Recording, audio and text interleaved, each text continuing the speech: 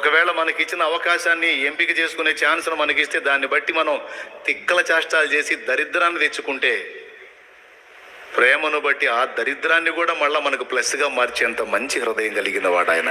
కూడా ఆయన మయంపరచు. మనం తెచ్చుకున్న దరిద్రాన్ని కూడా మళ్ళీ మనకు ప్లస్గా మార్చి మనల్ని ఆశీర్వదించే తండ్రి ఆయన.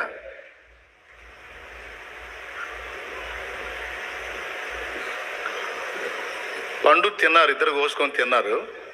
తిన్న తర్వాత వాళ్ళని ఉంచాడా, పంపించాడా బయటికి? ఎందుకు పంపించాడో తెలుసా? వాళ్ళు కానీ ఇంకా తోటలోనే ఉంటే, ఈ పాపం చేసి ఈ మంచి చెడులో తెలివిచ్చే పండు తిన్నారు కదా, ఆజ్ఞ మీరి పాపం చేశారు కదా, ఈ పాప శరీరాలు ఇప్పుడు శరీరాల్లో ఏమొచ్చింది? పాపం వచ్చింది. ఇప్పుడు ఈ శరీరాలు పోయి ఆ జీవవృక్ష ఫలం కోసుకొని తిన్నారనుకో, ఇక పాపులుగానే నిత్యత్వం అంతా బతకాలి.